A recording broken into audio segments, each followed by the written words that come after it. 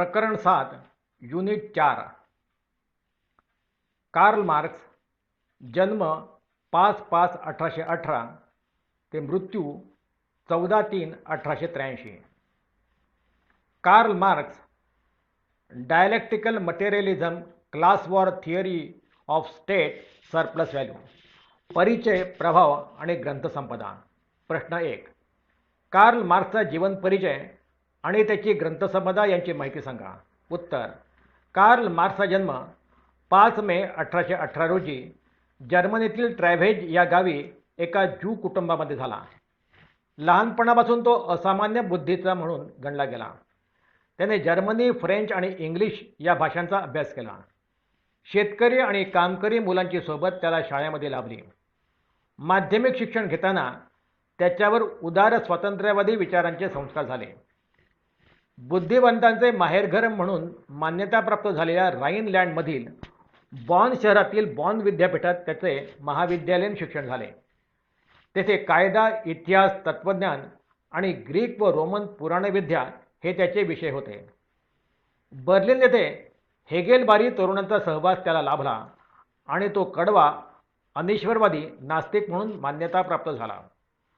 वयाच्या 23व्या वर्षी जेना विश्वविद्यालयातून आपल्या संशोधनाबद्दल त्याने डॉक्टरेट पदवी प्राप्त केली. लुडविग फॉरबाखच्या इसेन्स ऑफ ख्रिश्चनिटी या ग्रंथाने मार्क्स प्रभावित झाला. त्याने फॉरबाखचा भौतिकवाद आणि हेगेलचा विरोधविकासवाद यांचा समन्वय केला.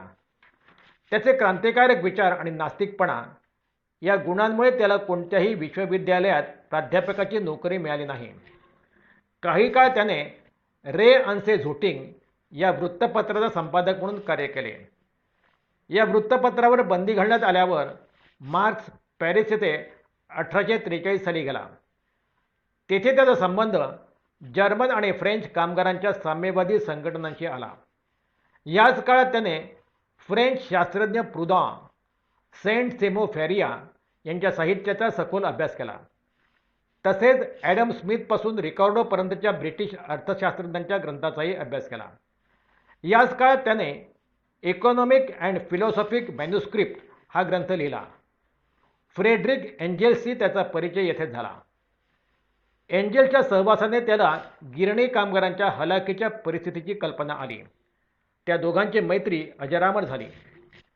एंजेल्स आणि मार्क्स यांनी संयुक्तरित्या होली फॅमिली, जर्मनी आयडिओलॉजी आणि कम्युनिस्ट मॅनिफेस्टो हे ग्रंथ लिहिलेत. फ्रेंच सरकारच्या वक्रदृष्टीमुळे त्याला पॅरिस सोडावं लागले आणि जर्मनीतील ब्रुसेल्स येथे पुढील वास्तव्यासाठी मार्क्स आला.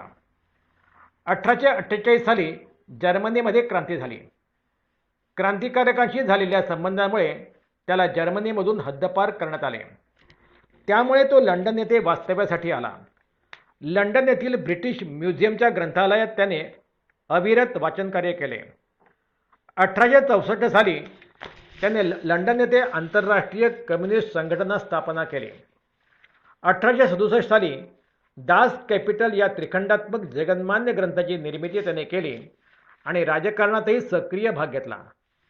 आजही असे मानण्यात येते की कोणत्याही पाश्चिमात्य विचारवंताच्या तुलनेत कार्ल मार्क्सचे स्थान आगळेवेगळे आणि महत्त्वाचे आहे. कारण त्याने हेगेलचा द्वंद्वात्मक वाद जो डोक्यावर उभा होता त्याला मार्क्सने पायावर उभा केला.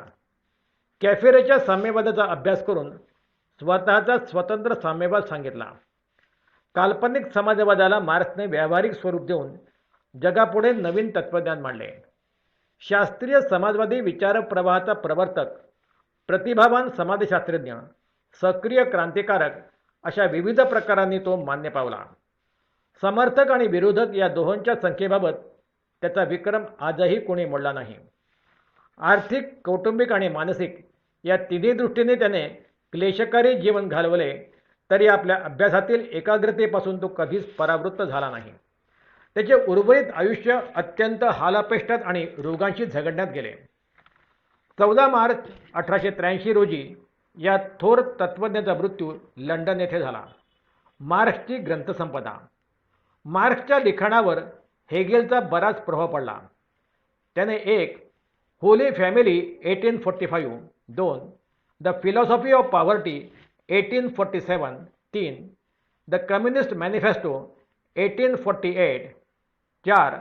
The critic of political economy 1867. 5. Value price and profit 1865. 6. Das capital 1867. 7. The civil war in France 1867. 8. Class struggle in France हे ग्रंथ लिहिलेत. मार्क्सच्या ग्रंथावर हेगेलचा द्वंद्ववाद, सेंट सायमन, चार्ल फेरियर, फॅबेरे यांच्या साम्यवादाचा, रिकॉर्डच्या मूल्य सिद्धांताचा, एंजेल्सच्या समाजवादाचा प्रभाव पडला. समाजवादाला क्रमबद्ध स्वरूप देण्याचे, हेगेलच्या द्वंद्ववादाला पायावर उभे करण्याचे, रिकॉर्डच्या आर्थिक खंडाला मूल्य सिद्धांताचे रूप देण्याचे महान कार्य मार्क्सने केले, असे मत प्राध्यापक हर्न शा आणि प्राध्यापक लास्की यांनी व्यक्त केले आहे.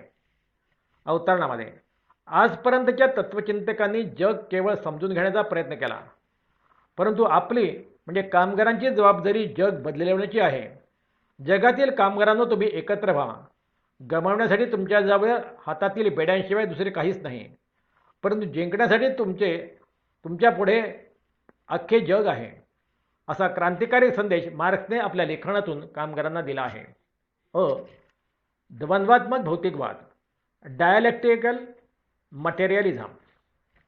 प्रश्न 1.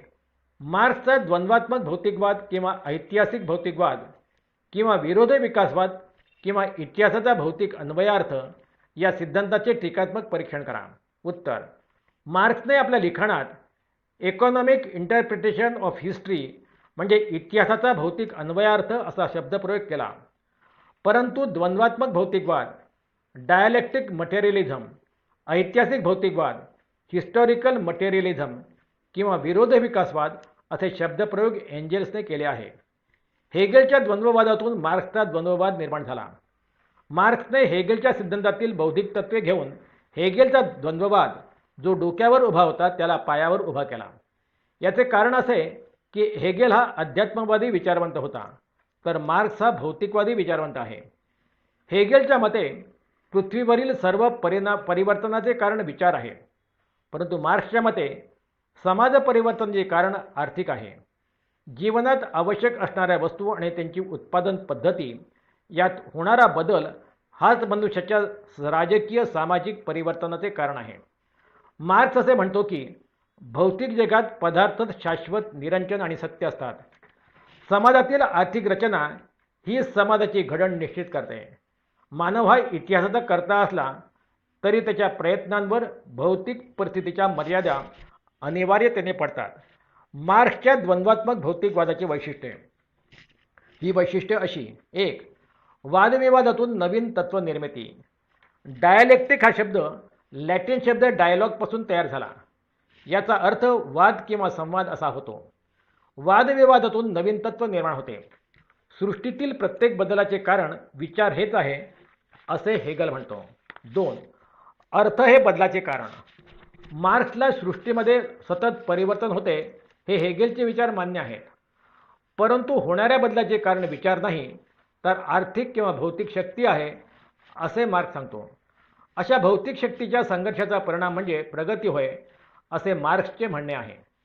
3. संघर्षातून विकास. मार्क्सच्या मते प्रत्येक वस्तू गतिशील आहे. रेतीच्या कणापासून सूर्यापर्यंत प्रत्येक वस्तू गतिमान आहे. या गतिमानतेमुळे म्हणजे त्याच्यामध्ये होणाऱ्या द्वंद्वामुळे नवीन पदार्थाची निर्मिती होते आणि जुन्या पदार्थांचा नाश होतो. त्यातूनच विकास होतो. 4.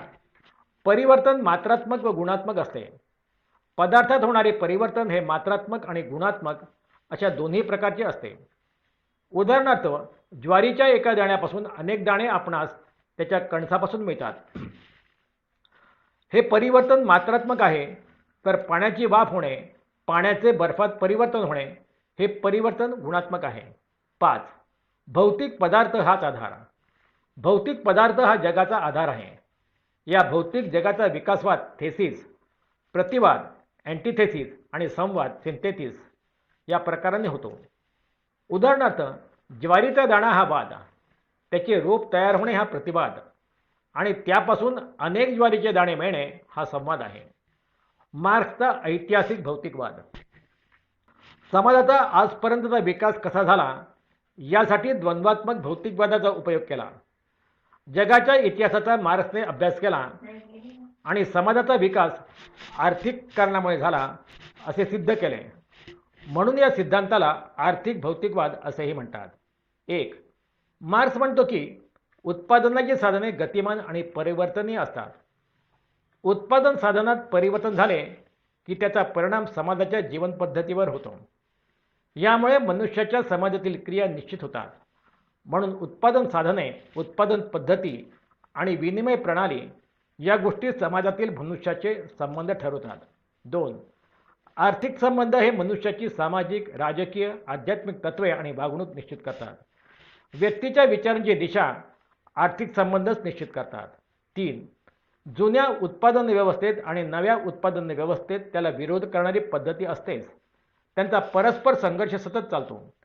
त्यातूनच नवीन उत्पादन पद्धती निर्माण होते आणि समाजाचा विकास होतो. 4. म्हणून मार्क्स हा इतिहासाला मानवी विकासाचा परिणाम मानत नाही. या विकासात धर्माला काहीच स्थान नाही.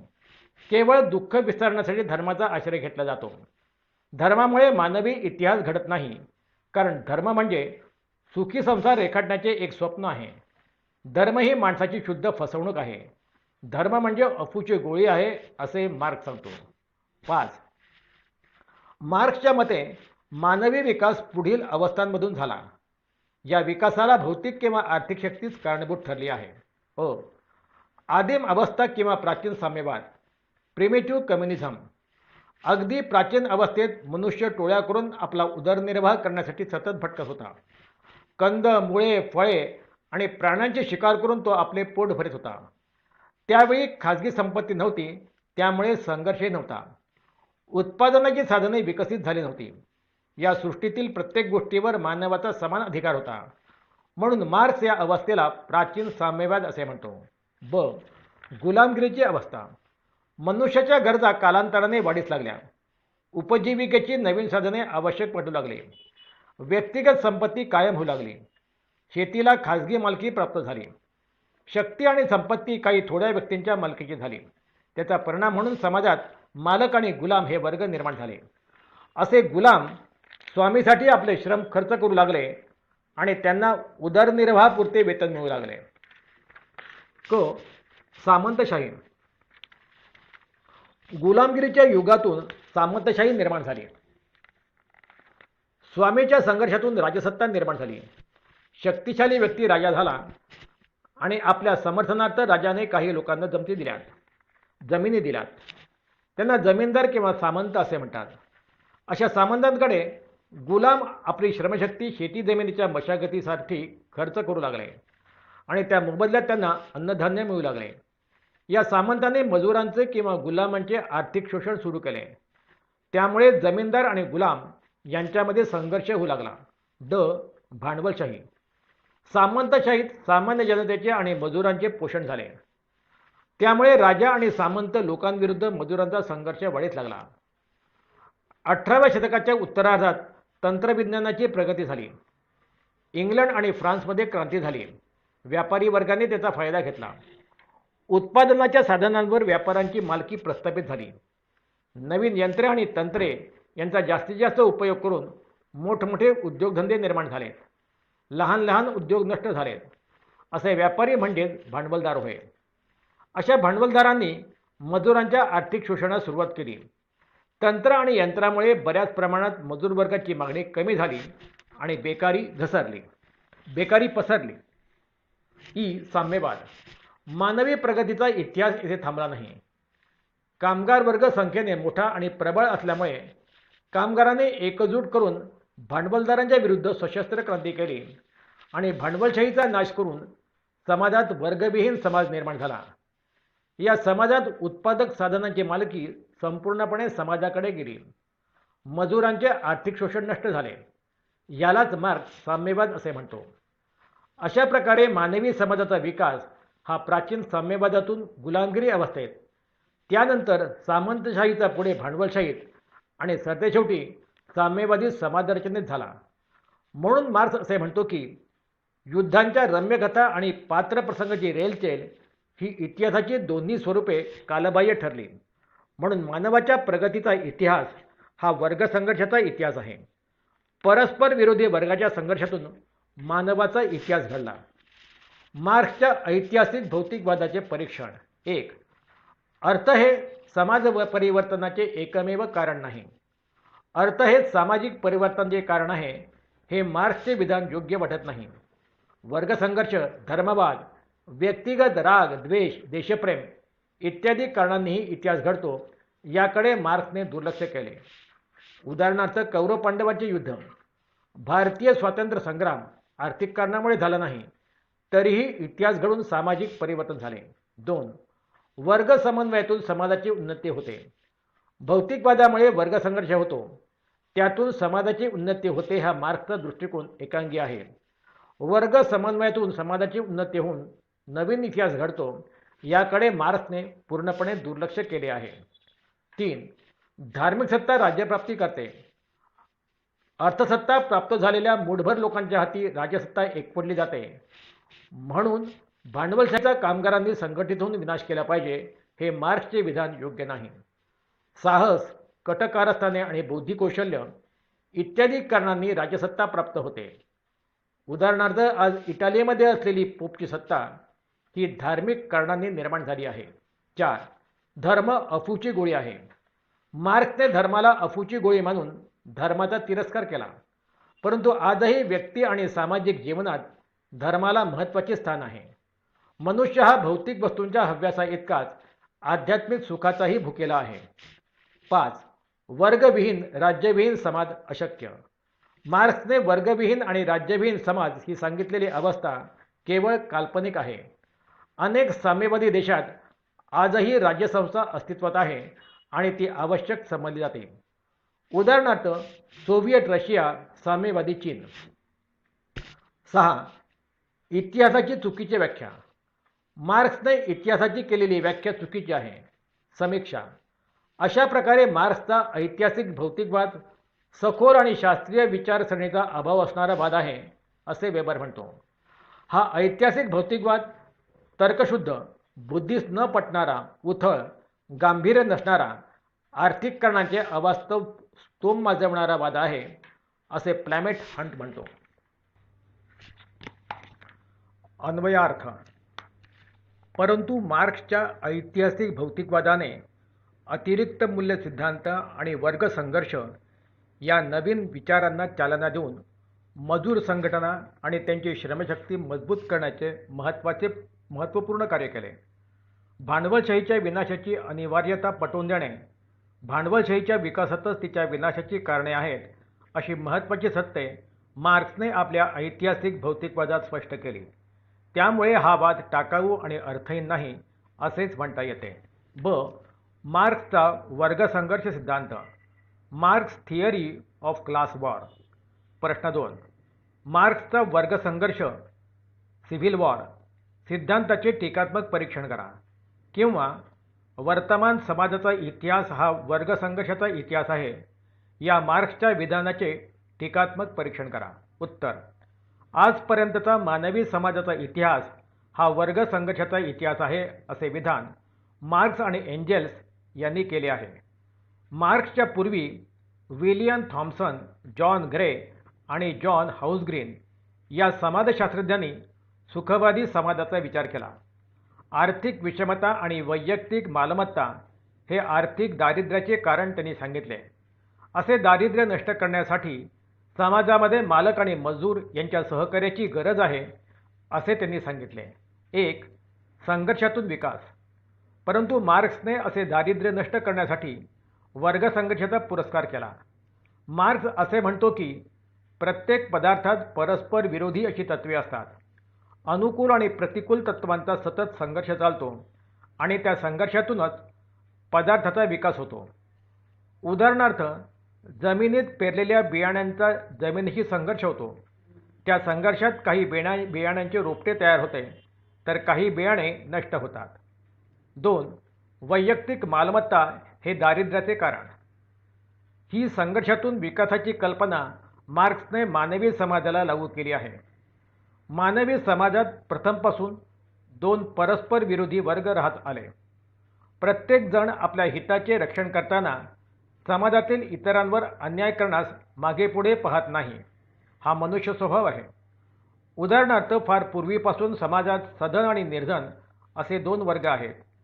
सधन किंवा श्रीमंत वर्ग आपल्या हितसंबंधाचे संरक्षण करण्यासाठी निर्धन वर्गावर अत्याचार आणि अन्याय करतो आणि गरीब किंवा निर्धन लोकांचे आर्थिक शोषण करतो.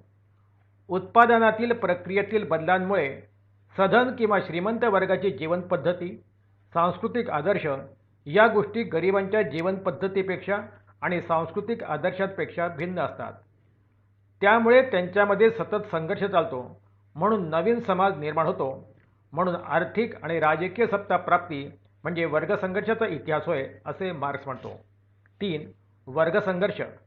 वर्गद्वेषाचे कारण म्हणजे आर्थिक भेद हेच आहे, असे मार्क्स सांगतो. प्रत्येक देशामध्ये आर्थिक व राजकीय सत्ता प्राप्तीसाठी संघर्ष झाले व होत आहेत आणि पुढेही म्हणजे भविष्यकाळात असे संघर्ष होणारच. आधुनिक काळात भांडवलदार आणि श्रमिक असे दोन वर्ग औद्योगिक युगामध्ये निर्माण झाले. श्रमिक वर्ग आपली श्रमशक्ती भांडवलदाराला विकतो, परंतु ज्या मजुरांच्या श्रमशक्तीच्या पाठिंब्याने भांडवलदार श्रीमंत होतो, तो भांडवलदार श्रमिकांना मात्र योग्य मोबदला अगर वेतन देत नाही. याचे कारण मजूर वर्ग असंघटित असणे आणि श्रमशक्तीचा भरपूर पुरवठा असणे हेच आहे, असे मार्क्स सांगतो. अशा प्रकारे भांडवलदार मजुरांचे आर्थिक शोषण करून त्यांच्यावर सतत अन्याय करतो. तसेच भांडवलदार वर्ग सामाजिक आणि राजकीय संस्थेचा उपयोग स्वतःच्या स्वार्थासाठी करतात. म्हणून मार्क्स असे स्पष्ट करतो की राज्य म्हणजे धनवान आणि सत्ताधारी व्यक्तींची इच्छा व्यक्त करणारे एक साधन आहे. भांडवलदार वर्ग शासन संस्थेवर नियंत्रण ठेवून गरिबांची आर्थिक पिळवणूक करतो.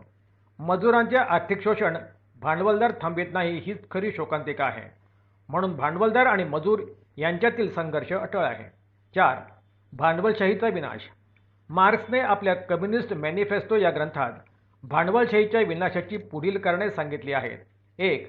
भांडवलदार हे कोणत्याही वस्तूचे उत्पादन स्वतःच्या आर्थिक लाभासाठी करतात, समाजाच्या कल्याणासाठी आणि समाजातील लोकांच्या मागणीच्या पुरवठ्यासाठी करत नाहीत.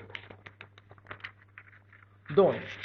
भांडवलदार वस्तूंच्या निर्मितीबाबत एकाधिकार निर्माण करून अप्रत्यक्षरित्या मजुरांना संघटित होण्यास प्रवृत्त करतात. 3. भांडवलशाहीत अधिकाधिक श्रीमंत होण्याचा प्रयत्न भांडवलदार सतत करतात, त्यामुळे गरीब अधिकाधिक गरीब होतो. 4. भांडवलदार अतिरिक्त नफा स्वतःकडेच ठेवतात, त्यामध्ये मजुरांना कोणताच हिस्सा देत नाही. 5. त्यामुळे मजुरांमध्ये भांडवलशाही विरुद्ध द्वेष, चीड, मत्सर निर्माण होऊन ही भांडवलशाही नष्ट करण्यासाठी मजूर वर्ग संघटित होतो आणि क्रांतीच्या मार्गाने मजूर वर्ग भांडवलशाही नष्ट करतो. म्हणून भांडवलशाहीच्या विकासातच तिच्या नाशाची बीजे आहेत, असे मार्क्स म्हणतो. अशा प्रकारे उत्पादन कार्यासाठी श्रम करूनही आर्थिक दास्यत्वात राहणारे मजूर आणि कोणत्याही प्रकारे उत्पादन कार्यासाठी श्रम न खर्च करणारे आणि उत्पादक साधनांवर मालकी असणारे भांडवलदार या दोन वर्गात संघर्ष होणे अपरिहार्य आहे, असेच मार्क्स म्हणतो. भांडवलदार आणि मजूर वर्ग यांच्यातील संघर्षालाच मार्क्स वर्गसंघर्ष असे म्हणतो. या संघर्षातूनच नवीन समाज घडतो. म्हणूनच वर्तमान समाजाचा इतिहास हा वर्गसंघर्षाचा इतिहास आहे, असे मार्क्स स्पष्ट करतो. वर्गसंघर्ष सिद्धांतावरील टीका. 1. समाजात भांडवलदार आणि श्रमिक हे दोनच वर्ग असतात, हे मार्क्सचे विधान चुकीचे आहे. समाजामध्ये मोठ्या संख्येने मध्यम वर्ग असतो, याकडे मार्क्सने दुर्लक्ष केले. कोणताही वर्ग आर्थिक आधारावर निर्माण होत नाही. 2. मानवी इतिहास हा वर्गसंघर्षाचा इतिहास आहे, हे मार्क्सचे विधान असत्य आहे. वर्गसंघर्ष आर्थिक कारणामुळेच होतो, हे देखील मार्क्सचे मत चुकीचे आहे. कारण पूर्वी राजा आणि धर्मगुरू जे पोप यांच्यामध्ये झालेला संघर्ष हा धार्मिक संघर्ष होता. आजही भारतामध्ये दोन समाजात सांप्रदायिक संघर्ष झाले, त्याचा आधार अर्थ नव्हता. त्यामुळे आर्थिक आधारावर वर्गसंघर्ष होतो असे म्हणणे चुकीचे आहे. वर्गसंघर्षाचे अर्थ हे एक कारण असू शकते, परंतु ते एकमेव कारण नाही. 3. भांडवलशाहीत मजुरांचे आर्थिक शोषण होते, हे मार्क्सचे मत चुकीचे आहे. कारण इंग्लंड आणि अमेरिकेत भांडवलशाही असूनही मजुरांचे आर्थिक शोषण झाले नाही. उलट येथील शासनाने मजुरांच्या कल्याणासाठी कामाचे तास, निश्चित वेतन, बोनस, सुट्ट्या, आरोग्य आणि मजूर विमा, अपघात भरपाई अशा अनेक सोयी कायद्याद्वारे केल्या आहेत. 4. वर्गसंघर्ष सांगून मार्क्सने दोन वर्गामध्ये संघर्षाची भावना वाढवली, परंतु समाजाचा विकास संघर्षातून न होता परस्पर सहकार्यातून होतो. सहकार्य हा समाज विकासाचा अंगभूत पाया आहे, हे सत्य मार्क्सने नाकारले. 5. शक्ती किंवा संघर्ष हा राज्याचा पाया नसून सहकार्य आणि सद्भावना हाच राज्याचा आधार आहे, असे प्राध्यापक थॉमस हिलग्रीन म्हणतात. हे विधान सत्य आहे. 6. मार्क्सने भांडवलदारांच्या साहसी प्रवृत्तीकडे आणि जोखमीकडे दुर्लक्ष केले. 7. श्रमाला व्यापारी वस्तू मानणे हा श्रमशक्तीचा मानभंग मार्क्सने केला. 8. केवळ श्रमिकांनी क्रांती करावी या एकाच उद्देशाने मार्क्सने हा सिद्धांत सांगितला. सारांश: असे असले तरी हा सिद्धांत पूर्णपणे टाकाऊ, असत्य आणि निरर्थक आहे असे म्हणता येत नाही. अहोरात्र आणि जीवापाड श्रम करूनही श्रमिकांना आर्थिक दारिद्र्यात लोटण्यात येते आणि कोणतेही लोक शारीरिक श्रम न करता भांडवलदार चैनीमध्ये लोळतात, हे विदारक सत्य मार्क्सने जगाला सांगितले, असे C.L. वेबर म्हणतो. भांडवलशाहीच्या विकासातच तिच्या विनाशाची कारणे आहेत, हे मार्क्सचे विधान सत्य आहे. मार्क्सच्या वर्गसंघर्ष सिद्धांतामुळे मजूर वर्ग संघटित झाला. त्यांच्या न्याय्य मागण्या पुरवण्याचे धोरण भांडवलशाही राज्यांनी मान्य केले आणि श्रमिकांना योग्य वेतन व इतर सवलती दिल्या. याचे श्रेय मार्क्सच्या वर्गसंघर्ष सिद्धांतालाच आहे. प्रश्न 3. मार्क्सची भांडवलशाहीची संकल्पना स्पष्ट करा. उत्तर: हे अगदी सत्य आहे की मार्क्सची संपूर्ण विचारसरणी भांडवलशाहीच्या विरुद्ध आहे. मार्क्सच्या मते भांडवलशाही समाज हा मनुष्याचे मनुष्याद्वारा शोषण करणारा समाज आहे. श्रीमंताला अधिक श्रीमंत व गरिबाला अधिक गरीब बनवणारा समाज म्हणजे भांडवलशाही समाज होय. मार्क्सच्या मते भांडवलशाही समाजाची निर्मिती कामगारांचे रक्त व घाम पिऊनच होत असते. भांडवलवाद श्रमिकांच्या श्रमावरच टिकून राहतो आणि श्रमिकांच्या अज्ञानतेचा व असंघटितपणाचा फायदा घेऊनच जिवंत राहतो. मार्क्सच्या मते भांडवलशाही समाज ज्या ताटात खातो त्या ताटाला छिद्र करणारा समाज आहे. भांडवलशाही समाज खऱ्या अर्थाने श्रमिकांच्या श्रमावरच टिकून आहे, परंतु भांडवलशाहीतच श्रमिकांचे अधिक शोषण केले जाते. यामुळेच एक दिवस भांडवलशाहीच्या अंतर्गत असलेल्या अशा दोषांमुळेच हा समाज संपुष्टात येईल, असा मार्क्सला विश्वास होता. थोडक्यात मार्क्सच्या मते व्यक्तीचे व्यक्तीद्वारा शोषण करणारी पद्धती म्हणजे भांडवलशाही पद्धती. भांडवलशाहीचा अर्थ: सरंजामदारी पद्धतीचा झालेला शेवट म्हणजे भांडवलदारी व्यवस्थेची निर्मिती होय. सरंजामशाही पद्धतीत उत्पादनाच्या साधनात व पद्धतीत परिवर्तन होऊन भांडवलशाही पद्धती अस्तित्वात आली. सरंजामशाही उत्पादनाचे साधन म्हणून शेतीत विशेष यंत्राद्वारा उत्पादन कार्य संपन्न होऊ लागले. म्हणजेच यंत्राच्या शोधानंतर यंत्र व यंत्राद्वारे चालणारे कारखाने उत्पादनाचे प्रमुख साधन ठरले. उत्पादनाच्या या साधनांवर त्याच लोकांचा अधिकार होता ज्यांच्याजवळ मोठमोठी व महागडी यंत्रसामुग्री विकत घेण्यासाठी व कारखान्याची स्थापना करण्यासाठी विपुल पैसा होता. यावरून पैसा म्हणजे भांडवल व जिथे भांडवलावर संपूर्ण सामाजिक व्यवस्था आधारित असते अशा व्यवस्थेला भांडवलशाही व्यवस्था असे म्हटले जाते. मार्क्सने भांडवलशाहीवर आपले विचार व्यक्त करताना भांडवलशाहीचा अर्थ स्पष्ट केला आहे. मार्क्सच्या मते भांडवलशाहीची अनेक बाह्यरूपे आपणास दिसून येतात, जसे यंत्रे, कच्चा माल, कारखाने इत्यादी ही सर्व भांडवलशाहीची रूपे आहेत. उत्पादनासाठी जी मजुरी पैशाच्या स्वरूपात द्यावी लागते ते सुद्धा भांडवलच असते, परंतु अशी प्रत्येक बाब भांडवल म्हणविली जात नाही. आर्थिक दृष्टीने जेव्हा संपत्तीचा उपयोग मूल्यनिर्माणासाठी केला जातो आणि वस्तूंचे उत्पादन करताना जेव्हा ती अतिरिक्त मूल्य निर्माण करण्यासाठी उत्पादित केली जाते, अशा उत्पादन व्यवस्थेत मार्क्सने भांडवलशाही उत्पादन पद्धती असे म्हटले आहे. भांडवलशाहीचे स्वरूप: मार्क्स भांडवलशाही संबंधी आपले विचार व्यक्त करताना भांडवलशाहीचे स्वरूपही स्पष्ट करतो. मार्क्सच्या मते भांडवलशाही समाजातील व्यक्तीचे उत्पादनाच्या साधनांच्या निर्मितीबरोबरच दोन वर्गात विभाजन होते. पहिला वर्ग अशा अल्पसंख्याक व्यक्तीचा असतो ज्यांचा उत्पादनाच्या साधनांवर संपूर्ण अधिकार असतो. अशा वर्गाला मार्क्सने भांडवलदाराचा वर्ग असे म्हटले आहे. आणि दुसरा वर्ग समाजातील बहुसंख्य श्रमिकांचा वर्ग असतो, ज्यांच्याजवळ कोणतेही धन किंवा उदरनिर्वाहाचे श्रमाशिवाय कोणतेही साधन नसते. अशा वर्गाला मार्क्सने श्रमिकांचा वर्ग किंवा कामगारांचा वर्ग असे म्हटले आहे. कामगारांचा वर्ग आपल्या उदरनिर्वाहासाठी भांडवलदाराला आपले श्रम विकतो व श्रमाच्या बदल्यात उदरनिर्वाहापुरते वेतन प्राप्त करतो. श्रमिकांचे वेतन किती असावे हे मात्र भांडवलशाही व्यवस्थेत भांडवलदारच ठरवतो. भांडवलदार वर्ग श्रमिकांची कमजोरी ओळखून त्या आधारेच आपला स्वार्थ साधत असतो. भांडवलदाराला हे माहिती असते की श्रमिक वर्ग आपल्या श्रमांचा भविष्यासाठी संचय करून ठेवित नाही आणि संघटित होऊन आपल्या वेतनासाठी आपल्यासोबत संघर्षही करू शकत नाही. म्हणून भांडवलदार वर्ग श्रमिकांकडून अधिकाधिक श्रम करून घेतात व त्या बदल्यात त्यांना अल्पसा मोबदला देतात. भांडवलशाही पद्धतीत एक मजूर आपल्या श्रमाने जेवढे अतिरिक्त मूल्य निर्माण करतो त्यातील योग्य वाटा मजुराला मिळत नाही, तर त्यातील अल्पसा भाग श्रमिकाला दिला जातो व बाकीचा जास्तीत जास्त हिस्सा भांडवलदार आपल्या तिजोरीत भरतो. अशा प्रकारे भांडवलशाहीत भांडवलदारांकडून मजुरांचे अधिकाधिक शोषण केले जाते. म्हणून मार्क्स या व्यवस्थेला व्यक्तींचे व्यक्तीद्वारा शोषण करण्याची पद्धती असे म्हणतो. भांडवलशाही समाज व्यवस्थेचा परिणाम हा होतो की अधिकाधिक संपत्ती भांडवलदारांच्या तिजोरीत जमा होते. म्हणून श्रीमंत अधिक श्रीमंत बनतात आणि जे मजूर आपल्या श्रमाने धनाची निर्मिती करतात ते लोक अधिकाधिक गरीब होत जातात.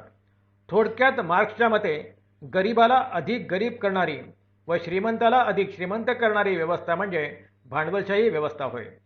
आधुनिक काळातही भांडवलशाहीचे हे स्वरूप दिसून येते. प्रश्न 4. भांडवलशाहीचे दोष किंवा भांडवलशाहीवर मार्क्सने केलेली टीका सांगा. उत्तर. भांडवलशाहीचे विश्लेषण करताना मार्क्सने भांडवलशाहीचे अनेक दोष सांगितले आहे. या दोषांच्या आधारेच मार्क्सने भांडवलशाहीच्या व्यवस्थेवर टीका केली आहे. भांडवलशाहीचे दोष खालीलप्रमाणे. 1. यंत्राच्या वापरामुळे बेकारी वाढते. भांडवलशाहीवर टीका करताना मार्क्सने या पद्धतीचा सर्वात महत्त्वाचा दोष दाखवला आहे, तो म्हणजे कामगारांच्या बेकारीचा. मार्क्सच्या मते भांडवलशाही व्यवस्थेत वस्तूचे मोठ्या प्रमाणात उत्पादन केले जाते व हे उत्पादन यंत्राद्वारे केले जाते. यंत्राद्वारे उत्पादन करणे हे भांडवलशाहीचे महत्त्वाचे वैशिष्ट्य आहे. परंतु उत्पादनासाठी यंत्राचा वापर केल्याने 100 मजुरांचे कार्य एकच यंत्र करते. यंत्र चालवण्यासाठी फक्त एकाच व्यक्तीची आवश्यकता असते व बाकीच्या 99 व्यक्ती बेकार होतात. म्हणजे भांडवलशाही व्यवस्थेत यंत्राच्या मोठ्या प्रमाणातील वापरांमुळे बेकारांची संख्याही मोठ्या प्रमाणात वाढते आणि अशा बेकार व्यक्तींच्या मनात भांडवलशाही व्यवस्थेविषयी असंतोषाची भावना वाढीस लागते. 2. अतिरिक्त उत्पादन. भांडवलशाही व्यवस्थेचा दुसरा महत्त्वाचा दोष म्हणजे भांडवलशाहीत उत्पादन मोठ्या प्रमाणात केले जाते आणि त्यामुळे अतिउत्पादनाची अवस्था निर्माण होते व या अतिउत्पादनामुळे व्यापारी मंदी येते. या मंदीमुळे बेकारांची संख्या तर वाढतेच, परंतु लहान सहान भांडवलदारांनाही आर्थिक हानी पोचते व ते आपले भांडवल या मंदीत गमावून मजूर वर्गात समाविष्ट होतात. या मंदीमुळे श्रमिकांच्या संख्येत वाढ होते, लहान सहान उद्योगांचे दिवाळे वाजते आणि संपत्ती अल्पसंख्याक भांडवलदारांच्या हाती जाते. अतिरिक्त उत्पादनामुळे मंदीच्या काळात मजुरांचे वेतन कमी केले जाते. कमी वेतनामुळे मजुरांची श्रमशक्तीसुद्धा कमी होते व ते आपल्या प्राथमिक आवश्यकताही चांगल्या प्रकारे पूर्ण करू शकत नाही. मजुरांची चाललेली उपासमार त्यांना भांडवलदारांविरुद्ध संघर्ष करण्यासाठी प्रोत्साहित करते. थोडक्यात अतिरिक्त उत्पादन आणि त्यामुळे आलेली आर्थिक मंदी हा भांडवलशाहीचा महत्त्वाचा दोष आहे. 3. संपत्तीचे केंद्रीकरण.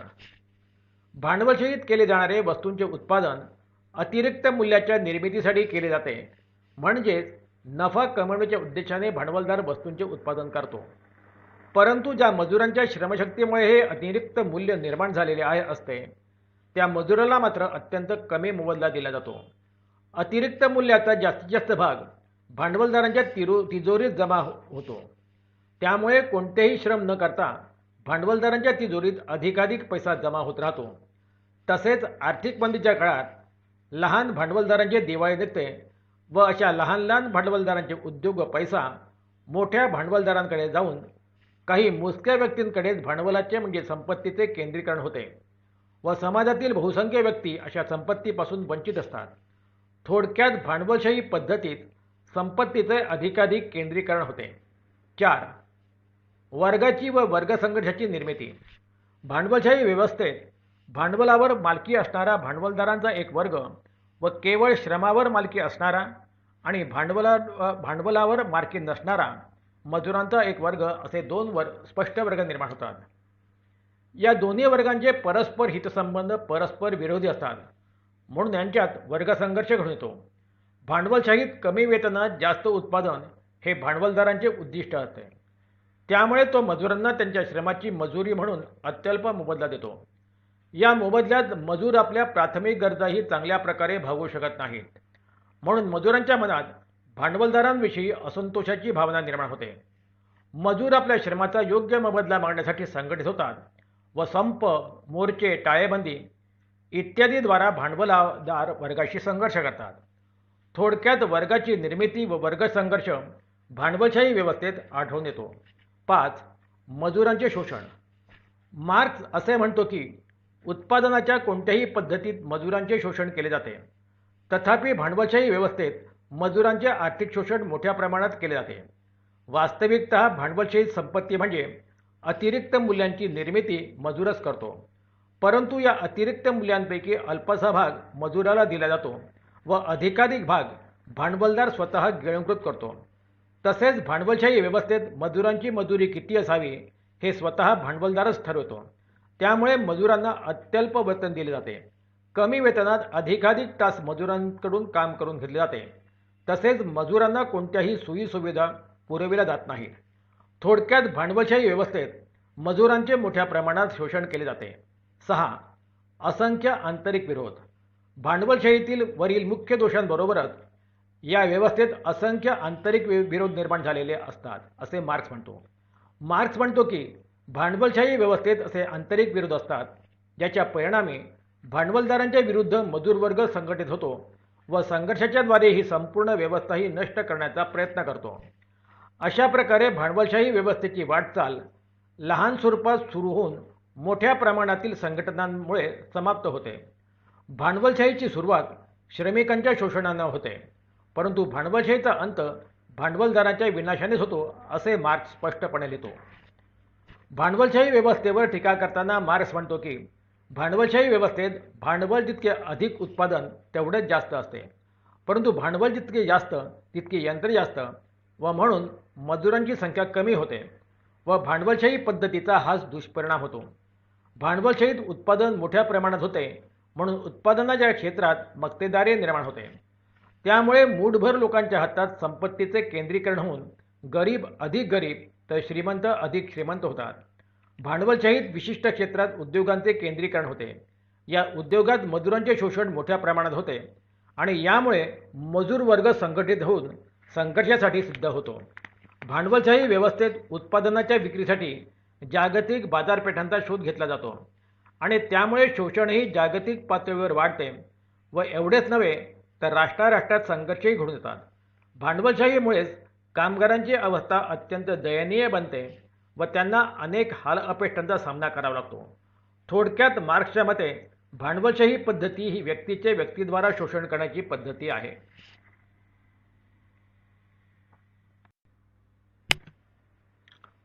प्रश्न 5. भांडवलशाही पद्धतीत आढळून येणाऱ्या वर्गाच्या संदर्भातच मार्क्सने वर्गसंघर्षाची संकल्पना मांडली. या विधानाशी तुम्ही कितपत सहमत आहात? उत्तर 1. प्रस्तावना. मार्क्सचा वर्गसंघर्षाचा सिद्धांत हा त्या अविरत परिश्रमाचे व सखोल अभ्यासाचे प्रतीक आहे. वास्तविक मार्क्सने जो वर्गसंघर्षाचा सिद्धांत मांडलेला आहे तो संपूर्णतः नवीन नाही, परंतु या सिद्धांताला मार्क्सने जे स्वरूप दिले आहे किंवा काही विशिष्ट देशाच्या संदर्भात तेथील परिस्थिती आधार मानून वर्गसंघर्षाचे जे विश्लेषण केले आहे व वर्गसंघर्षाचे भविष्यातील स्वरूप कसे राहील याचे जे विश्लेषण मार्क्सने केले आहे ते मात्र निश्चितच नव्या स्वरूपाचे व एका वेगळ्या महत्त्वाचे आहे. म्हणून वर्गसंघर्षाचा सिद्धांत हा मार्क्सच्या बौद्धिक चिंतनाच्या झाडाला आलेले अमूल्य फळ होय असे म्हणता येते. मार्क्सने आपल्या कम्युनिस्ट मॅनिफेस्टो या ग्रंथात असे म्हटले आहे की आतापर्यंतच्या मानवी समाजाचा इतिहास हा वर्गसंघर्षाचा सिद्धांत आहे. समाजाच्या प्रत्येक अवस्थेत हा संघर्ष दिसून येतो. उदाहरणार्थ, गुलामगिरीत मालक व गुलाम, सरंजामशाहीत सरंजामदार व भूमिहीत शेतमजूर, भांडवलशाहीत भांडवलदार व मजूर यांच्यामध्ये असलेला संघर्ष हा वर्गसंघर्षच होय. थोडक्यात मार्क्सच्या मते कोणत्याही समाज व्यवस्थेत दोन वर्ग निर्माण झालेले असतात व या दोन वर्गातील संघर्ष म्हणजेच वर्गसंघर्ष होय. मार्क्सची वर्गसंघर्षाची संकल्पना समजून घेण्या अगोदर मार्क्सला वर्गाचा व संघर्षाचा कोणता अर्थ अभिप्रेत आहे ते जाणून घेणे महत्त्वाचे आहे. 2. वर्ग म्हणजे काय? वर्ग संघर्षाचा सिद्धांत मांडताना मार्क्सने वर्गाची संकल्पना केवळ आर्थिक आधारावर मांडली आहे. मार्क्सच्या मते समाजातील उत्पादन क्रियेत सहभागी असलेल्या अशा व्यक्तींचा समूह जो एकसारखे कार्य आणि ज्यांचे एक दुसऱ्यांशी एकसारखे सामाजिक संबंध असतात व ज्या समूहांचे सर्वसामान्य सामाजिक संबंध असतात व ज्या समूहांचे सर्वसामान्य उद्देश किंवा हित सारखे असते अशा समूहाला वर्ग म्हणतात. मार्क्सच्या मते समाजाच्या विविध अवस्थात समाजात असे 2 वर्ग सदैव अस्तित्वात राहतील, ज्यामध्ये एका वर्गाची उत्पादन साधनांवर मालकी राहत होती व दुसरा वर्ग केवळ उत्पादन प्रक्रियेत आपल्या श्रमाद्वारा उत्पादन करीत होता व त्याबद्दल वेतन मिळत होता. म्हणून मार्क्स असे म्हणतो की उत्पादन साधनांसोबत असलेल्या संबंधाच्या आधारे समाजात वर्ग निर्माण होत असतात. थोडक्यात मार्क्सने वर्गाची व्याख्या आर्थिक आधारावर केली आहे.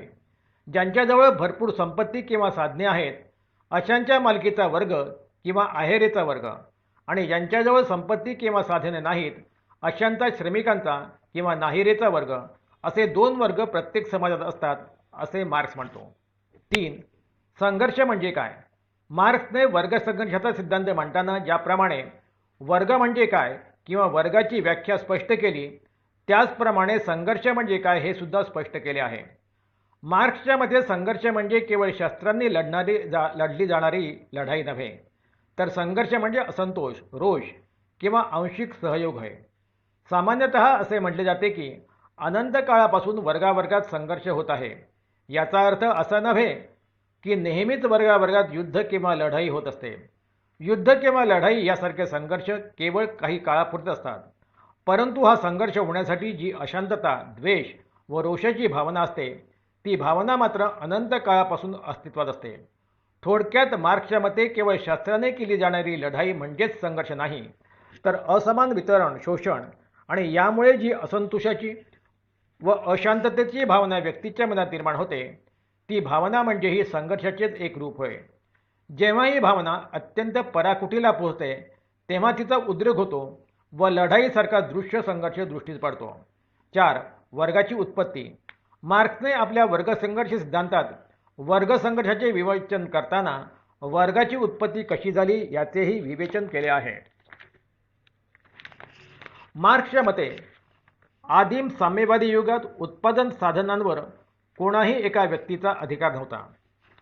सर्व उत्पादन साधने समाजाच्या मालकीची होती, म्हणून या काळात वर्गाची उत्पत्ती झाली नाही. हा काळ खरा साम्यवादाचा काळ होता.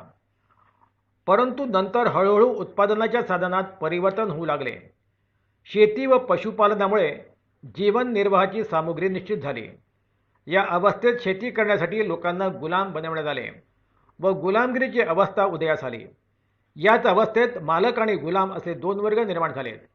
गुलामगिरीची अवस्था आपल्या असीम टोकाला पोहोचल्यावर सरंजामशाहीचा काळ सुरू झाला. या काळात उत्पादनाचे साधन भूमी हेच होते व या भूमीवर शक्तिशाली व्यक्तींचा म्हणजेच सरंजामदारांचा अधिकार होता व शेतीवर काम करणाऱ्या भूमिहीन शेतमजुरांना काही मोबदला देऊन त्यांच्याकडून शेती करवून घेतली जात होती. अशा प्रकारे या अवस्थेत सरंजामदार व भूमिहीन शेतमजूर असे 2 वर्ग निर्माण झाले होते. याच अवस्थेत व्यक्तिगत संपत्तीला विशेष महत्त्व प्राप्त झाले होते. नंतर पुन्हा या अवस्थेतही बदल घडून आला. हळूहळू उत्पादनाच्या साधनात परिवर्तन होऊ लागले.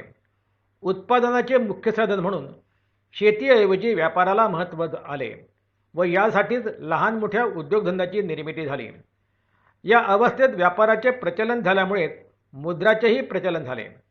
अधिकाधिक संपत्तीवर अधिकार ठेवणारे भांडवलदार म्हणून उदयास आले व पैशाच्या मोबदल्यात कारखान्यात काम करणारे लोक मजूर म्हणून ओळखण्यात येऊ लागले.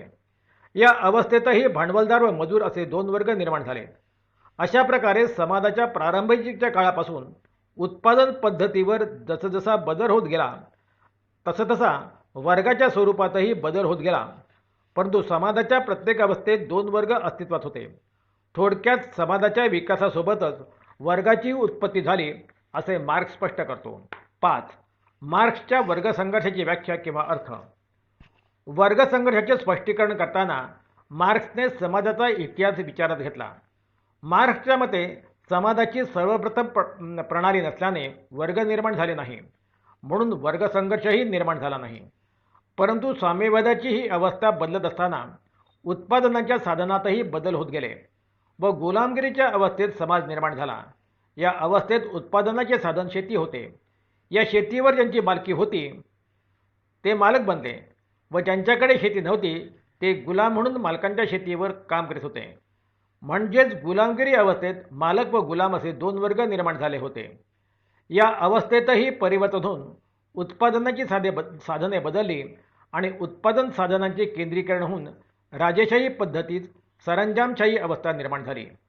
या अवस्थेत ज्यांची शेतीवर मालकी होती व ज्यांच्याकडे सर्व अधिकारांचे केंद्रीकरण झाले असा सरंजामदाराचा एक वर्ग निर्माण झाला आणि ज्यांच्याकडे शेती नव्हती आणि जे सरंजामदाराच्या शेतीवर कार्य करीत होते अशा अर्ध किसानांचा, भूमिहीन शेतमजुरांचा एक वर्ग निर्माण झाला.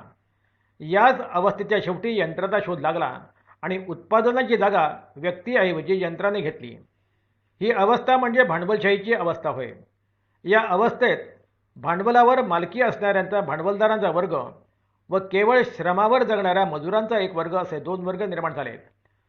अशा प्रकारे समाजाच्या प्रत्येक अवस्थेत दोन वर्ग निर्माण झाले असे मार्क्स म्हणतो. मार्क्सच्या मते समाजाच्या प्रत्येक अवस्थेत निर्माण झालेल्या या वर्गात आंतरिक विद्रोध होता व या दोन्ही वर्गांचे हितसंबंधी परस्पर विरोधी होते. म्हणजेच समाजाच्या प्रत्येक अवस्थेत एक वर्ग दुसऱ्या वर्गाचे शोषण करीत होता असे दिसते. या शोषणाचा परिणाम म्हणूनच या वर्गामध्ये संघर्ष निर्माण झाला व समाजाची अवस्था बदलत गेली. म्हणून मार्क्स म्हणतो की आजपर्यंतच्या प्रत्येक समाजात शोषक व शोषित असे दोन वर्ग निर्माण होत गेले व यांच्यातील विरोधामुळेच वर्गसंघर्ष निर्माण झाला. मार्क्सने वर्गसंघर्षाचे विवेचन करताना भांडवलशाहीच्या अंतर्गत आढळून येणाऱ्या वर्गसंघर्षाला विशेष महत्त्व दिले आहे. मार्क्सच्या मते भांडवलशाहीमध्ये भांडवलदारांची संख्या अत्यंत कमी आहे, परंतु त्या मानाने मजुरांची संख्या भरपूर आहे. असे असतानाही केवळ भांडवलदार मालकी आहे म्हणून संख्येने कमी असलेला भांडवलदार वर्ग संख्येने जास्त असलेल्या मजूर वर्गावर अत्याचार करतो. मजुरांना त्यांच्या कामाचा मोबदला अत्यंत कमी देतो आणि त्याचे आर्थिक शोषण करतो. मजुरांच्या या शोषणाचा परिणाम म्हणजे मजूर वर्ग संघटित होतो व भांडवलशाही विरुद्ध संघर्षाला उभा होतो. मजूर वर्ग संघटित होऊन संघर्षाच्या माध्यमातून भांडवलशाही समाजव्यवस्थेत परिवर्तित करील असा मार्क्सला विश्वास होता. परंतु त्याचा हा विश्वास काही अपवाद सोडल्यास संपूर्णपणे सफल झाला नाही असे निश्चितपणे म्हणता येत नाही. भांडवलशाही समाजाच्या संदर्भातही नाही तर कोणतीही उत्पादन प्रणाली असलेल्या समाजाच्या संदर्भात मार्क्सचे असे विचार होते की अवतरणामध्ये प्रत्येक समाजात उत्पादन प्रणालीच्या आधारावर उत्पादन साधनांवर मालकी असणारा व उत्पादन साधनांवर मालकी नसणारा असे दोन वर्ग निर्माण होतात व या दोन वर्गांचे परस्पर हितसंबंध परस्पर विरोधी असल्याने त्यांच्यात संघर्ष निर्माण होतो व या संघर्षालाच मार्क्सने वर्गसंघर्ष असे म्हटले आहे. म्हणूनच मार्क्स असे म्हणतो की मानवी समाजाचा इतिहास हा वर्गसंघर्षाचा इतिहास आहे. वर्गसंघर्षाच्या सिद्धांताच्या आधारे मार्क्सने असे स्पष्ट केले की विद्यमान भांडवलशाहीमध्ये असणारा वर्गसंघर्ष ज्यावेळेस आपल्या अंतिम टोकाला पोहोचेल त्यावेळेस समाजाची एक नवीन अवस्था निर्माण होईल. त्या अवस्थेला मार्क्स समाजवादाची किंवा साम्यवादाची अवस्था म्हणतो. साम्यवादाच्या अवस्थेत कोणताही वर्ग राहणार नाही व वर्गसंघर्षही घडून येणार नाही असा मार्क्सचा विश्वास होता. परंतु काळाने मार्क्सचा हा विश्वास पार धुळीस मिळवला असेच म्हणावे लागेल. थोडक्यात उत्पादन प्रणालीच्या आधारावर परस्पर हितविरोधी असणारे दोन वर्ग निर्माण होतात व त्यांच्यात आपापल्या हितांची जपणूक करण्यासाठी संघर्ष होणे म्हणजेच वर्गसंघर्ष होय. मार्क्सने वर्गसंघर्षाची व्याख्या ही समाजाच्या उत्पादन पद्धतीच्या आधारेच केली आहे. 6. वर्गसंघर्ष सिद्धांतावर टीका किंवा आक्षेप. मार्क्सच्या वर्गसंघर्षाच्या सिद्धांतावर अनेक विचारवंतांनी टीका केल्या आहेत. मार्क्सच्या वर्गसंघर्षाच्या सिद्धांतावर घेण्यात येणारे काही आक्षेप खालीलप्रमाणे. 1. मार्क्सच्या आतापर्यंतच्या मानवी समाजाचा इतिहास म्हणजे वर्गसंघर्षाचा इतिहास होय हे विधान अनेक विचारवंतांना अतिशयोक्तीपूर्ण व अवास्तविक वाटते. 2. काही विचारवंतांच्या मते वर्गसंघर्ष हा इतिहास निर्मितीचा मुख्य आधार नाही तर सत्ता, धर्म, भूमिका व पद या बाबीसुद्धा इतिहासाच्या निर्माणात महत्त्वाची भूमिका वठवतात. 3. अनेक विचारवंतांच्या मते मार्क्सने केलेली वर्गाची व्याख्या अपूर्ण अस्पष्ट आहे, कारण मार्क्सने भांडवलदार किंवा मजुरांचा वर्ग यांची कोणतीही सुनिश्चित वैशिष्ट्ये सांगितली नाहीत. 4. काही विचारवंतांच्या मते समाजात फक्त विरोधी वर्गच अस्तित्वात नसतात, तसेच विरोधी वर्गात नेहमीच संघर्ष होतो असेही दिसून येत नाही. 5. मार्क्स वर्गसंघर्षात मजूर वर्गाचा विजय सुनिश्चित मानतो, परंतु मार्क्सचा हा विश्वास काळाच्या कसोटीवर खरा ठरला नाही, हेही तेवढे सत्य आहे. 6. मार्क्सने वर्गसंघर्षात भांडवलशाही पद्धतीचा विनाश केवळ वर्गसंघर्षानेच होईल असे मत मांडले, परंतु काही देशांचा अपवाद सोडला तर इतर देशात असा वर्गसंघर्ष होऊन भांडवलशाहीचा अंत झाला नाही. 7. मार्क्सने प्रत्येक देशातील मजुरांचे हित एकसारखे असते असे म्हटले, परंतु प्रत्येक देशाची परिस्थिती वेगवेगळी असल्याने मजुरांच्या हितातही वेगवेगळेपणा दिसून येतो. अशा प्रकारे मार्क्सच्या वर्गसंघर्ष सिद्धांतावर आक्षेप घेण्यात येतात. मार्क्सच्या प्रस्तुत सिद्धांतावर वरील आक्षेप घेण्यात येत असले तरी संपूर्ण जगातील कामगार वर्गात चैतन्य निर्माण करणारा मार्क्सचा हा सिद्धांत होता आणि यामुळेच मार्क्सच्या या सिद्धांताला विशेष महत्त्व असल्याचे दिसते. प्रश्न 6. टिप्पण लिहा. मार्क्सच्या वर्गविषयक सिद्धांताच्या आधारे वर्गविषयक सिद्धांताच्या अभ्यासाचे महत्त्व. उत्तर. सामाजिक वर्गाच्या अभ्यासामुळे समाजाच्या जडणघडणीचा बोध होत असल्यामुळे सामाजिक वर्ग हा समाजशास्त्रातील अभ्यासकांचा जिव्हाळ्याचा विषय झाला आहे. मानवी इतिहासात वर्ग ही संकल्पना फार प्राचीन आहे. ग्रीक काळात कर देणारे आणि कर न देणारे यांच्यासाठी वर्ग ही संकल्पना उपयोगात आणली गेली, परंतु काळाच्या ओघात वर्ग या संकल्पनेला विविध अर्थ प्राप्त झाले. उदाहरणार्थ व्यापारी वर्ग, शिक्षक वर्ग, कामगार वर्ग इत्यादी. परंतु वर्ग या संकल्पनेला विशिष्ट अर्थ प्राप्त करून देण्याचे व वर्ग या संकल्पनेबाबत स्वतंत्र सिद्धांत बनण्याचे श्रेय मार्क्सला जाते. मार्क्सच्या वर्गविषयक सिद्धांताची दखल घेतल्याशिवाय कोणत्याही समाजशास्त्रज्ञाला सामाजिक वर्गासंबंधी आपले विचार मांडता येत नाहीत. यावरून समाजशास्त्रात मार्क्सचा वर्गविषयक सिद्धांत किती महत्त्वाचा आहे हे स्पष्ट होते. मार्क्सने प्रतिपादित केलेल्या वर्गसंघर्षाच्या सिद्धांतानंतर द्वंद्वात्मक समाजशास्त्रीय चिंतनाला फार मोठी गती प्राप्त झाली. हे द्वंद्वात्मक समाजशास्त्रीय चिंतन समजून घेण्याच्या दृष्टीने वर्गसिद्धांताच्या अभ्यासाचे महत्त्व आहे. मार्क्सच्या वर्गसिद्धांताच्या अभ्यासाचे महत्त्व लक्षात घेण्यासाठी आणखी एका गोष्टीची चर्चा करणे आवश्यक आहे. समाजशास्त्रात संघर्षवादी विचार संप्रदायाचा प्रणेता म्हणून मार्क्सला स्थान प्राप्त झाले आहे. समाजात सातत्य का टिकून राहते व केव्हा नष्ट होते किंवा परिवर्तन कसे घडून येते हा विचारवंतांच्या अभ्यासाचा विषय प्रारंभापासून तर आजपर्यंत राहिला आहे असे आपणास आढळून येते. या विषयाबाबत 2 विचार संप्रदाय आहेत. एक म्हणजे एकतावादी विचार संप्रदाय व दुसरा म्हणजे संघर्षवादी विचार संप्रदाय. हा दुसरा विचार संप्रदाय जरी प्राचीन असला तरी श्रमिकांना त्यांच्या श्रमाचा मोबदला म्हणून मिळणारे वेतन हे विषम किंवा असमान आहे, म्हणून ही विषमता सामाजिक संघर्ष निर्माण करण्यास कारणीभूत ठरते. हे संघर्षवादी विचार संप्रदायाचे आधारभूत तत्व मांडणारा कार्ल मार्क्स हा या संप्रदायाचा प्रणेता समजला जातो. मार्क्सच्या वर्गसिद्धांतावरून त्याच्या संघर्षवादी विचारांची ओळख आपणास होते. म्हणूनच मार्क्सच्या वर्गसिद्धांताच्या अभ्यासाला समाजशास्त्रात फार महत्त्वाचे स्थान प्राप्त झाले आहे. मार्क्सचा वर्गसंघर्ष सिद्धांत. उत्तर. कार्ल मार्क्सचा वर्गसंघर्षाचा किंवा वर्गयुद्धाचा सिद्धांत हा त्याच्या इतिहासाचे आर्थिक स्पष्टीकरण या मूळ सिद्धांताचा उपसिद्धांत होय. या सिद्धांतातून नंतर मार्क्सने त्याचा अतिरिक्त मूल्याचा सिद्धांत प्रतिपादन केला आहे. आपल्या वर्गसंघर्षाच्या सिद्धांतात कार्ल मार्क्सने खालील गोष्टी सिद्ध करण्याचा प्रयत्न केला आहे. 1. उत्पादन विकासाच्या ऐतिहासिक टप्प्यात केव्हा तरी वर्गाचे अस्तित्व निर्माण होणे अपरिहार्य आहे. 2. वर्गसंघर्ष हा कामगारांच्या हुकुमशाहीकडे वाटचाल करण्याचा मार्ग होय. 3. ही कामगारांची हुकुमशाही हा समाजातील एक संधिकाळ असून यातूनच कालांतराने वर्गाचे अस्तित्व नष्ट होऊन वर्गविरहित समाज अस्तित्वात येण्याची संधी ही प्रथमावस्था होय.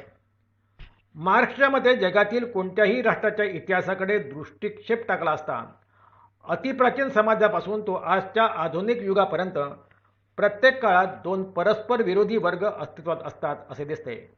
हे 2 वर्ग परस्पर विरोधी असले व कालानुरूप त्यांचे स्वरूप बदलत असले तरी ते परस्परावलंबी असतात. या 2 वर्गातील एक वर्ग असा असतो की ज्यांच्याजवळ साधनसामुग्री, पैसा, जमीन जुमला किंवा सत्ता ही दुसऱ्या वर्गातील लोकांपेक्षा अधिक प्रमाणात असते. दुसरा वर्ग या सर्वांपासून वंचित असतो. अशा वर्गांना हॅव व हॅव नॉट वाले वर्ग असे मार्क्सने संबोधले आहे. हॅव नॉट वाल्या वर्गाजवळ फक्त स्वतःची श्रमिक शक्ती असते, म्हणून हा वर्ग श्रमिक वर्ग या नावाने ओळखला जातो. पहिला वर्ग म्हणजे हॅव वाला वर्ग, की जो प्रामुख्याने समाजात प्रतिष्ठित समजला जातो. तो वर्ग आपल्याजवळ उपलब्ध असलेल्या साधनांच्या सहाय्याने श्रमिक वर्गाचे शोषण करतो. श्रमिकांचे शोषण करण्याच्या क्रियेचा अतिरेक झाला की श्रमिक वर्ग धनिक वर्गाविरुद्ध क्रांतीचे निशाण उभारतो. ही क्रांती म्हणजेच वर्गसंघर्ष होय.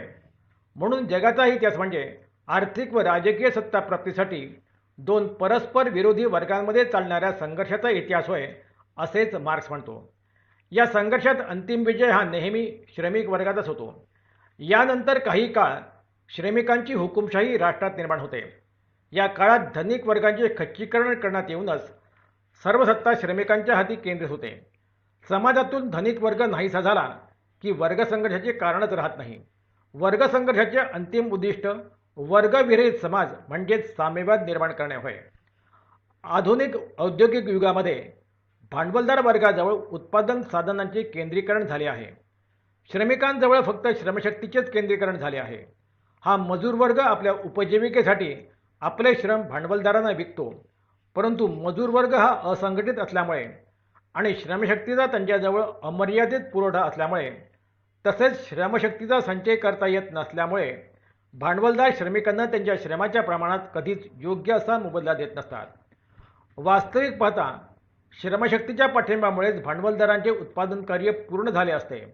परंतु श्रमिकांना योग्य वेतन दिले पाहिजे अशी भांडवलदारांची भूमिकाच नसते. भांडवलदार सामाजिक आणि राजकीय संस्थांचा उपयोग मजुरांचे आर्थिक शोषण करण्यासाठीच करतात. त्यामुळे श्रीमंत वर्ग हा दिवसेंदिवस जास्त श्रीमंत बनतो आणि श्रमिक वर्ग हा दिवसेंदिवस आर्थिकदृष्ट्या अतिशय गरीब व लाचार बनतो. त्यामुळे श्रीमंत वर्गाविषयी चीड, द्वेष, मत्सर, हेवेदावे अशी भावना गरीब किंवा मजूर वर्गांमध्ये होते. यालाच वर्गसंघर्ष असे म्हणतात. मार्क्सच्या वर्गसंघर्षातील प्रमुख संकल्पना. उत्तर: मार्क्सच्या वर्गसंघर्ष सिद्धांताचा समाजशास्त्रीयदृष्ट्या अभ्यास केला असता खालील महत्त्वाच्या संकल्पना आढळून येतात. साधनांवरील मालकीमुळेच भांडवलदार वर्ग हा मजूर वर्गाचे नियंत्रण करतो. या मालकी हक्कामुळे समाजात मालकी हक्क असणारे आणि मालकी हक्क नसणारे असे दोन परस्पर विरोधी वर्ग निर्माण होतात. मार्क्सच्या मते या विभाजनातच वर्गाच्या अस्तित्वाची व त्यांच्यातील संघर्षाची बीजे असतात. 2. आर्थिक प्रभुत्वाची संकल्पना. उत्पादनांच्या साधनांवरील मालकी हक्कामुळे समाजात दोन वर्ग पडतात. म्हणून मानवी समाजाचा सर्व इतिहास हा वर्गसंघर्षाचा इतिहास आहे असे मार्क्स म्हणतो. अशा प्रकारे मार्क्सच्या सिद्धांतात आर्थिक प्रभुत्वाची संकल्पना ही एक प्रमुख संकल्पना आहे. 3. संपत्तीचे विषम वाटप. या उत्पादन साधनांच्या मालकी हक्कामुळे संपत्तीचे विषम वाटप होते. म्हणजे श्रीमंत जास्त श्रीमंत होतात व गरीब हे दिवसेंदिवस जास्त आर्थिक हलाखीचे जीवन जगतात. 4. वर्गीय हितसंबंध. व्यक्तिगत हितसंबंधांपेक्षा वर्गीय हितसंबंध भिन्न असतात असे प्रतिपादन करून मार्क्सने हितसंबंध हे गटाच्या स्थितीवर आधारित असतात असे प्रतिपादन केले आहे. उत्पादनाच्या साधनांवर मालकी असणाऱ्यांचे हितसंबंध आहेत ती स्थिती टिकवण्यामध्ये व मालकी हक्क नसणाऱ्यांच्या वर्गामध्ये त्यांचे हितसंबंध आहेत त्या स्थितीमध्ये परिवर्तन किंवा बदल घडवून आणण्यामध्ये असतो. 5. वर्ग संघटना आणि वर्ग संघर्ष. मार्क्सच्या मते उत्पादन प्रक्रियेतील भेदांमुळे दोन परस्पर विरोधी वर्गांमध्ये संघर्ष होतो. मजूर वर्गाला कमीत कमी वेतन देऊन अधिकाधिक नफा मिळवणे हा उद्देश उत्पादन साधनांवरील मालकी हक्क असणाऱ्या वर्गांचा असतो. तर अधिकाधिक वेतन मिळवणे हा उद्देश मजूर वर्गाचा म्हणजे उत्पादन साधनांवरील मालकी नसणाऱ्या वर्गाचा असतो. ह्या दोन परस्पर विरोधी हितसंबंधातूनच वर्गसंघर्ष निर्माण होतो. समाजामध्ये आर्थिक सत्ता असणाऱ्या वर्गाकडे राजकीय सत्ता असते. समाजाच्या विकासाबरोबरच संपत्तीची विषमता आणि राजकीय सत्ता यांची विषमता वाढते. म्हणून दोन वर्गातील संघर्ष हा राजकीय क्षेत्रातील संघर्ष होय असे मार्क्स प्रतिपादन करतो. अशा प्रकारे मार्क्सच्या वर्गसंघर्षाच्या सिद्धांतातील प्रमुख संकल्पनांचा परिचय करून घेतला तर हा सिद्धांत समजण्यास मदत होते. मार्क्सच्या वर्गसंघर्ष सिद्धांतातील गृहीतके. उत्तर: मार्क्सने आपल्या वर्गसंघर्षाच्या सिद्धांतात पुढील महत्त्वाची गृहीतके मांडली आहेत. 2. असा वर्गसंघर्ष सामाजिक संघर्षातील महत्त्वपूर्ण प्रश्नांचे प्रतिनिधित्व करतो. 3. औद्योगिक परिस्थिती ही राजकीय परिस्थिती निर्धारित करते. 4. राजकीय सत्ता ही आर्थिक शक्तीतून निर्माण होते. 5. हेगेलप्रमाणेच मार्क्सनेही समाजात फक्त 2च वर्ग असतात हे सांगून समाजाची द्विवर्गीय प्रतिकृती मॉडेल स्पष्ट केली. 6. वाद व प्रतिवादातून असा संवाद निर्माण होतो, तसाच या वर्गसंघर्षातून वर्गविहीन समाज निर्माण होईल असे मार्क्स म्हणतो. म्हणूनच आपली आर्थिक दुर्दशा थांबवण्यासाठी मजुरांनी संघटित होऊन भांडवलदारांविरुद्ध क्रांती केली पाहिजे आणि भांडवलशाही नष्ट करून वर्गहीन आणि राज्यविहीन समाजरचना निर्माण केली पाहिजे. हेच मार्क्सचे वर्गसंघर्षाचे अंतिम ध्येय आहे. मार्क्सच्या वर्गसिद्धांताचे मूल्यमापन. उत्तर: वर्गसंघर्ष हा मार्क्सच्या तत्त्वज्ञानाचा प्रमुख विषय अतिशय वादग्रस्त ठरला आहे. 1. समाजात केवळ 2च वर्ग असतात असे मार्क्स म्हणतो, पण समाजातील मोठ्या मध्यम वर्गाकडे तो दुर्लक्ष करतो. 2. मानवी इतिहास म्हणजे वर्गसंघर्षाचा इतिहास होय आणि हा वर्गसंघर्ष फक्त आर्थिक कारणामुळेच होतो असे मार्क्सचे मत प्राध्यापक H.B. मेयोने अमान्य केले आहे. कारण आर्थिक कारणाशिवाय इतर कारणांनी, उदाहरणार्थ धार्मिक, भाषिक संघर्ष होऊ शकतो असे मेयो म्हणतो. 3. वर्गसंघर्षाची परिणती शेवट क्रांतीतच होते हे मार्क्सचे विचार मान्य केले तर क्रांतीशिवाय कोणताही बदल होणार नाही असे मान्य करावे लागेल. परंतु पाश्चिमात्य औद्योगिक समाज हा क्रांतीशिवाय बदलला आहे असे आपणास आढळून येते. 4. समाजाचा विकास संघर्षातून होत नाही तर तो सहकार्यातूनच होतो याकडे दुर्लक्ष केले. 5. भांडवलशाही अर्थव्यवस्थेत श्रीमंत जास्त श्रीमंत होतात आणि गरीब दिवसेंदिवस जास्त गरीब होतात हे मार्क्सचे म्हणणे खोटे आहे.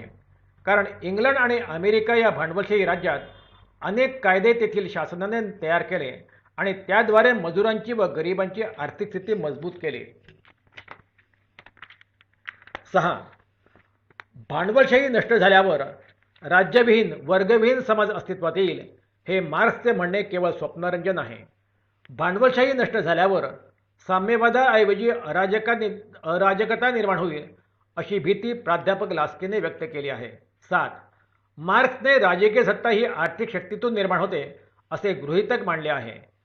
हे गृहीतक अनुभवजन्य प्रामाण्याच्या निष्कर्षात उतरत नाही. 8. सर्व प्रकारच्या सामाजिक संघर्षाचा व संरचनात्मक परिवर्तनाचा उगम वर्गसंघर्षातच असतो हा मार्क्सचा मुद्दा अनेक विचारवंतांनी अमान्य केला आहे. समाजबाह्य घटकांच्या प्रभावामुळे किंवा एका समाजाचा दुसऱ्या समाजाशी येणाऱ्या हितसंबंधाच्या प्रभावामुळे समाज संरचनेत परिवर्तन घडून येत असते. अशा प्रकारे मार्क्सच्या वर्गसंघर्ष सिद्धांतामध्ये उपरोक्त दोष असले तरीही सामाजिक परिवर्तनाचे विश्लेषण करण्यासाठी त्याने केलेला पद्धतशीर अभ्यास अतिशय मोलाचा ठरला आहे. सामाजिक वर्गांना घडविणारे प्रवाह हे मार्क्सने शोधून काढले. त्यामुळेच वर्गसंघर्ष सिद्धांताचे समाजशास्त्रीय मूल्य आणि महत्त्व आजही कायम आहे. मार्क्सच्या वर्गसंघर्षाच्या सिद्धांताने श्रमिकांच्या व भांडवलदारांच्या वृत्तीत बराच बदल झाला ही गोष्ट नाकारता येत नाही. श्रमिकांना त्यातून प्रेरणा मिळाली तर भांडवलदार साम्यवादाच्या भीतीने श्रमिकांकडे लक्ष देऊ लागतील असे मार्क्सला वाटते. प्रकरण समाप्त.